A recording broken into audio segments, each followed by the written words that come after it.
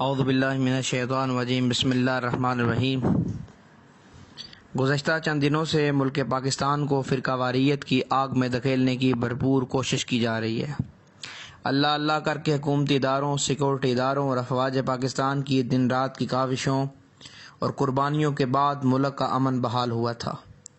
اب اس امن کو سبوتاژ کرنے کی پوری کوشش کی جا رہی ہے۔ ایک ملک دشمن، اہل بیت دشمن، ناسبی مولوی آصف اشرف جلالی کچھ عرصے سے خاندان اہل بیت سے بغض کا اظہار کر کے محبان اہل بیت کے جذبات کو مجروح کر رہا ہے۔ حالیہ دنوں میں اس نے خاتون جنت شہزادی کونین، مصداق سورہ کوثر، دختر رسول خدا حضرت فاطمہ الزہرا سلام اللہ علیہا کی شان اقدس میں انتہائی نازیبا اور نامناسب الفاظ کہے۔ وہ بی بی کہ جس کی سیرت دین اسلام کا حصہ ہے، وہ بی بی جس کی گفتار، کردار، رفتار شریعت مقدسہ بنتی ہے، اس بی بی کے متعلق کہا کہ وہ خطا پر تھیں، یعنی العیاذ باللہ خطا کار تھیں۔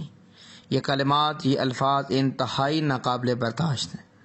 میں خراج تحسین پیش کرتا ہوں علماء اہل تسنن کو اور مشائخ اہل تسنن کو کہ جنہوں نے اس ملک دشمن، اہل بیت دشمن، ناسبی مولوی آصف اشرف جلالی کی سازش کو بانپتے ہوئے اسے مدلل جواب دیے اور اس کی بھرپور انداز میں مذمت کی اور اسے خوارج کا گروہ یا خوارج کا فرد کہا۔ سوشل میڈیا گواہ ہے کہ انہی مشائخ اور علماء نے برملا کہا ہے کہ کسی بھی مسلمان کا اور بالخصوص مکتب اہل سنت والجماعت کا یہ نظریہ بالکل نہیں ہو سکتا کہ بحث فدق میں رسول خدا کی دختر خطا پر تھیں، اور کہا کہ یہ نظریہ اور سوچ کسی غیر مسلم کی تو ہو سکتی ہے، کسی محب رسول اور آل رسول کی نہیں ہو سکتی۔ مکتب تشیع کے علماء، اعلام اور بزرگان نے بھی بھرپور علمی انداز سے اسے جواب دیے۔ میں ایک طالب علم ہونے کی حیثیت سے آپ سامعین کی توجہ اس مسئلے کے دوسرے اور اصلی رخ کی طرف کروانا چاہتا ہوں۔ یہ مولوی آصف اشرف جلالی ہے کون؟ آپ کو یاد ہوگا کچھ عرصہ پہلے لبیک یا رسول اللہ نامی ایک تنظیم نے اچانک جنم لیا۔ ختم نبوت کے معاملے پہ انہوں نے جد و جہد کا آغاز کیا، دھرنے دیے، پھر بعد جلاؤ گراؤ، طوفان بدتمیزی تک جا پہنچی، اور اسی دوران بیرونی فنڈنگ کے معاملے پہ اس تنظیم کے مرکزی عہدیداران میں شدید اختلاف ہوا اور آصف اشرف جلالی کا موقف تھا کہ فنڈز کا میں زیادہ حقدار ہوں کیونکہ لاہور کے مرکزی دھرنے کی قیادت میں کر رہا تھا۔ اس وقت اس شخص نے حکومتی اداروں سے ٹکراؤ کا اعلامیہ جاری کیا۔ یہ وہی آصف اشرف جلالی ہے جس نے افواج پاکستان جو اس ملک کے پاسباں ہیں ان کے خلاف اعلان جنگ کیا تھا، افواج پاکستان کو غدار کہا تھا۔ یہ وہی شخص ہے جو ملک کی پولیس اور سیکورٹی اداروں کے اہلکاروں کو تشدد کا نشانہ بنانے کا اعلان کرتا ہے۔ یہ وہی آصف اشرف جلالی ہے جو صحافی برادری کہ جن کا ملک کے امن میں ایک اہم کردار اور حصہ ہے، انہیں مارنے، پیٹنے اور ان سے بدتمیزی کرنے کے اعلانات کرتا ہے۔ مگر میں سلام پیش کرتا ہوں ریاستی اداروں کو، سیکورٹی اداروں کو، افواج پاکستان کو کہ جن کی دور اندیشی اور بہترین حکمت عملی سے مولوی آصف اشرف جلالی کو اس کے اعلیٰ کاروں سمیت ناکام اور نامراد کر دیا گیا تھا۔ ہمسایہ ملک بھارت جہاں سے پاکستان کو کمزور کرنے والوں کی مالی امداد کے ساتھ ساتھ انہیں مشورے بھی دیے جاتے ہیں، انہیں ٹاسک بھی دیے جاتے ہیں، اس بار ملک دشمن عناصر نے مولوی آصف اشرف جلالی کو فرقہ واریت، دہشت گردی کو پھیلانے کا ٹارگٹ دیا ہے۔ اس نے اس وقت وہ بیانات اور وہ نظریات اور عقائد جاری کیے ہیں جو کسی مسلمان کے عقائد و نظریات نہیں ہیں، اور اس نے حساس موضوع کا انتخاب کیا، وہ حساس موضوع جس سے آسانی سے مسل کے اختلافات کو ہوا دی جا سکتی ہے اور ملک میں انتشار پیدا کیا جا سکتا ہے۔ لیکن مجھے حیرانگی اس بات پہ ہے کہ ریاستی ادارے سب کچھ جاننے کے باوجود اس شخص کے خلاف کارروائی نہیں کر رہے۔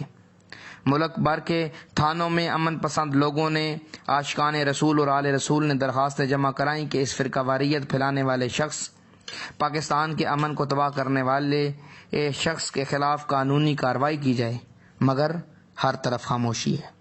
یہ کہہ کر ٹال مٹول کی گئی کہ یہ سائبر کرائم کا کیس ہے، جبکہ میرے پاس سینکڑوں ایسی FIR ہیں جو جرم سائبر کرائم کا تھا مگر کارروائی تھانہ پولیس کرتی ہے۔ علماء اور بزرگان نے مسلسل جد و جہد اور کوشش کی اور ایک FIR سمن آباد لاہور میں کاٹی گئی۔ میں حیران ہوں سیکورٹی اداروں پہ کہ جو ایف آئی آر کاٹی گئی اس کی حیثیت کیا ہے، جبکہ اس شخص کا جرم کتنا بڑا ہے اور اس ایف آئی آر کی ویلیو اور حیثیت کیا ہے۔ ہم پرامن انداز سے اور قانونی اور آئینی طریقہ کار سے ایسے ملک دشمن اور فرقہ واریت کو پھیلانے والے لوگوں کا مقابلہ کرنا چاہتے ہیں۔ ہمارا یہ پرامن طریقے سے مطالبہ صرف اس لیے تھا کہ ملک بھر کو فرقہ واریت کی جنگ میں جانے سے ہم بچانا چاہتے ہیں۔ یہ پرامن کوشش، ہماری اس پرامن کوشش کو ہماری بزدلی یا کمزوری مت سمجھا جائے۔ یہ پرامن کوشش اس لیے کی گئی ہے اور قانونی راستہ اس لیے اپنایا گیا ہے کہ ہم ملک کے امن کے محافظ ہیں، ہم اس کے امن کو تباہ نہیں کرنا چاہتے۔ یہ جد و جہد اس لیے کی گئی ہے سیکورٹی اداروں کی قربانیوں، پولیس کی قربانیوں اور افواج پاکستان کی قربانیوں کو ہم ضائع نہیں ہونے دیں گے، ورنہ پاکستان کی تاریخ گواہ ہے کہ جب شیعان اہل بیت اپنے حق کے حصول کے لیے میدان میں اتر آئیں تو حکومتیں گھٹنے ٹیکنے پہ آ جاتی ہیں۔ ہم صرف اس لیے سڑکوں پہ نہیں آئے، اس لیے ہم دوسرے راستے اختیار نہیں کر رہے کہ ہم ملک دشمن عناصر کے اعلی کار نہیں بننا چاہتے، ہم ملک دشمن عناصر کو کامیاب نہیں ہونا دینا چاہتے، مگر میں بالکل واضح کہوں کہ یہ وطن ہم نے بنایا ہے، ہمارے بزرگوں نے بنایا اور اس کا تحفظ ہماری ذمہ داری ہے، اس کا امن ہماری ذمہ داری ہے۔ ہم اس لیے خاموش ہیں، ورنہ ہمیں بہت سارے انداز آتے ہیں کہ کس طرح دشمن اہل بیت کی زبان کو کھینچا جا سکتا ہے۔ اس مولوی کی بد زبانی اور ملک دشمنی بھی ملاحظہ فرمائیں کہ ایک تو اس نے سیدہ کائنات کے شان اقدس میں توہین آمیز کلمات کے، اور اس کے بعد جو ایف آئی آر کاٹی گئی، اس ایف آئی آر کو کاٹنے والے پولیس اہلکار اور لاہور سمن آباد کے ایس ایچ او کو قتل کی دھمکیاں دی جا رہی ہیں، اسے پھانسی کا مطالبہ کیا جا رہا ہے۔ عجیب در عجیب ہے کہ کیا قانونی کارروائی کرتے ہوئے جو ایف آئی آر کاٹی گئی ہے کیا یہ جرم ہے؟ اور عجیب یہ ہے کہ پولیس اہلکاروں کو کوڑے مارنے کا یہ حکم سنا رہا ہے۔ کیا ریاستی ادارے اب بھی خاموش رہیں گے؟ کیا یہ اس کے بیانات کہ ایس ایچ او کو پھانسی چڑھا دیا جائے، انہیں کوڑے مارے جائیں، کیا یہ بیانات حکومتی رٹ کو چیلنج نہیں ہے؟ کیا یہ شخص پولیس کے جوانوں کو قتل کرنے پہ لوگوں کو نہیں اکسا رہا؟ کیا یہ اشتعال نہیں پیدا کر رہا؟ کیا یہ ملک کے امن کو تباہ کرنے کے لیے کوششیں نہیں کر رہا؟ کیا یہ شخص پولیس کی رٹ کو چیلنج نہیں کر رہا؟ کیا یہ ریاستی اداروں کو ڈرا اور دھمکا نہیں رہا؟ میں ریاستی اداروں کو بالکل واضح بتانا چاہتا ہوں، یہ وہی لوگ ہیں، یہ وہی ملا ہیں، جاہل ملا ہیں جن کے اشاروں پہ سلمان تاثیر جیسے فرد کا قتل ہوا۔ کیا اب بھی ریاستی ادارے اس انتظار میں ہیں کہ کسی ایس ایچ او کی لاش گرے تو پھر کارروائی کی جائے؟ کیا اب بھی ریاستی ادارے اس انتظار میں ہیں کہ کسی تھانے پہ حملہ کیا جائے اور پولیس اہلکاروں کو تادیانے مارے جائیں، انہیں کوڑے مارے جائیں تو پھر قانونی کارروائی کی جائے گی؟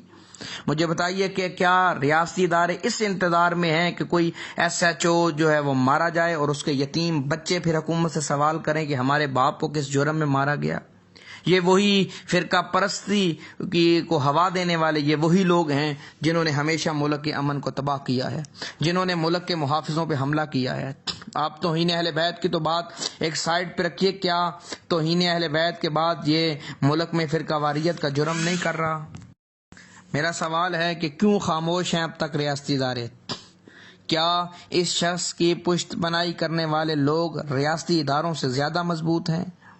ہم جانتے ہیں کہ ایسے لوگوں کے جو فرقہ واریت کو، دہشت گردی کو پھیلانا چاہتے ہیں، ان کے معاون، ان کے مددگار، ان کے پشت پناہ کون ہے، چاہے وہ پشت پناہ پنجاب اسمبلی میں ہوں یا بیرون ملک انڈیا اور اسرائیل میں ہوں۔